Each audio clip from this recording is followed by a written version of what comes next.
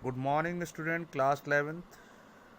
Today we read the poem The Voice of the Rain, and the poet of this poem is Walt Whitman. ये जो poem है आपकी the voice of the rain, इसके poet हैं vault Whiteman. आज आप ये poem पढ़ेंगे और ये पोएम एक पर्सोनिफिकेशन को भी बताती है. पर्सोनिफिकेशन का अर्थ होता है मानवीयकरण. जब किसी निर्जीव चीज़ को की तुलना हम किसी सजीव से करते हैं, क्योंकि देखो वॉइस मैंने क्या होती है आवाज़, और रेन मैंने होती है वर्षा. तो वर्षा की आवाज़, वर्षा कोई आवाज़ करती है, टिप टिप की आवाज़ करती है, लेकिन ये कविता बोल रही है कि वर्षा की बारिश इसमें कुछ कह रही है. And who art thou said I to the soft falling shower which strains to tell, give me an answer as here translated. तो देखो पोएट कह रहा है एंड हु आर्ट थो. आर्ट यहाँ पे पुराने वर्ड्स हैं, ये अब यूज नहीं होते हैं. आर्ट का अर्थ होता है आर और थो का मतलब होता है यू. तो पोएट पूछता है कि आप कौन हो. सेड आई मैंने पूछा, टू द सॉफ्ट मैंने मुलायम, फॉलिंग मैंने गिरने वाली, शॉवर मैंने वर्षा की जो बूंदे हैं उनसे मैंने पूछा तुम कौन हो. विच स्ट्रेंज मुझे भी बड़ा हैरानी हुई.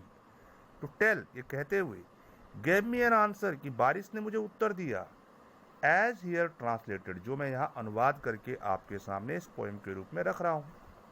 तो देखो ये पोएम कह रही है कवि से, और कवि उसको ट्रांसलेट करके हमें बता रहा है. तो कहती है I am the poem of earth said the voice of the rain.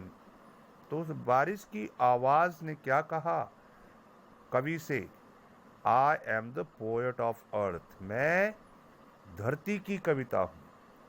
तो देखो मैंने अभी कहा ना पर्सोनिफिकेशन मैंने मानवीयकरण, कि बारिश ने क्या कहा कि मैं कविता हूँ किसकी, अर्थ की, क्योंकि बारिश नॉन लिविंग है और वो कैसे बोल सकती है, लेकिन कवि ने उसका पर्सोनिफिकेशन किया, यहाँ पे मानवीयकरण किया है.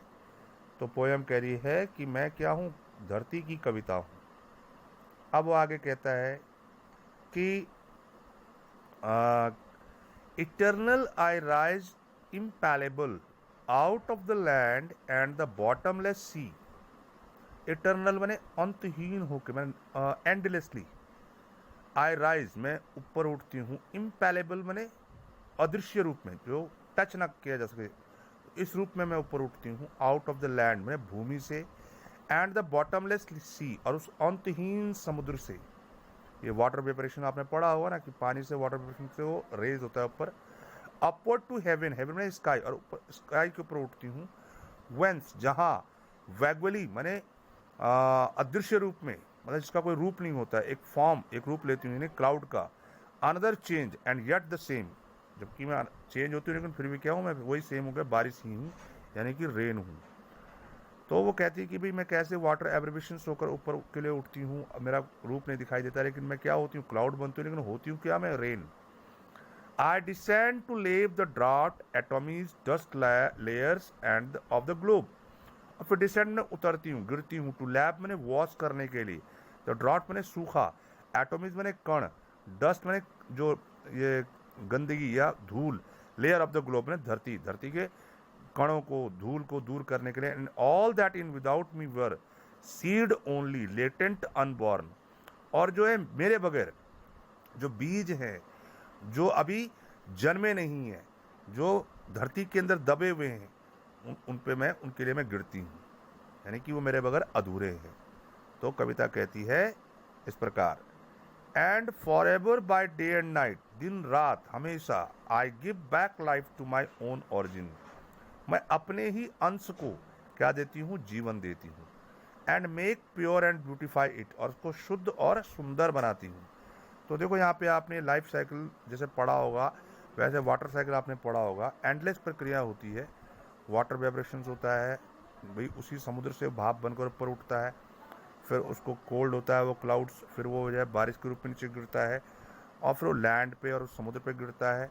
वहाँ के जो लैंड के अंदर जो दबे हुए सीड्स होते हैं उनको वो लाइफ देती है, उस समुद्र को पानी देती है, जिससे कि वो क्या है, लाइफ गॉट करते हैं. इस प्रकार से एक साइकिल बनती है काय की वाटर साइकिल, जो हमेशा के लिए आप ये चित्र में देख रहे हो ना, देखो बॉटम, ये जो बॉटमलेस ओशंस जो ब्लू कलर में है, यहाँ से वाटर वाइब्रेशंस हुआ सनराइज के कारण और वो ऊपर की ओर उठा और एक क्लाउड का रूप लिया उसने। फिर क्लाउड ने यहाँ पे क्या किया, फिर संघनन की प्रक्रिया हुई, वो ठंडा हुआ और बारिश की बूंदों क्या है उस लैंड पर गिरी और उस लैंड को हरा भरा किया, उसकी डस्ट लेयर को साफ किया। तो इसलिए कविता कह रही है कि मैं ऊपर उठती हूँ और फिर नीचे दोबारा अपने ही ऑरिजिन को क्या करती हूँ, लाइफ देती हूँ, उसको शुद्ध करती हूँ, उसको ब्यूटीफाई करती हूँ, उसको सुंदर करती हूँ। तो इस प्रकार ये कहती है कि, इसलिए वो कहती है कि मैं इस धरती की कविता हूँ।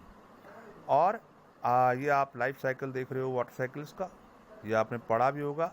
और लास्ट में ब्रैकेट में लिखा हुआ, for song issuing from its birth place after fulfilment wandering reck'd और unreck'd duly with love returns.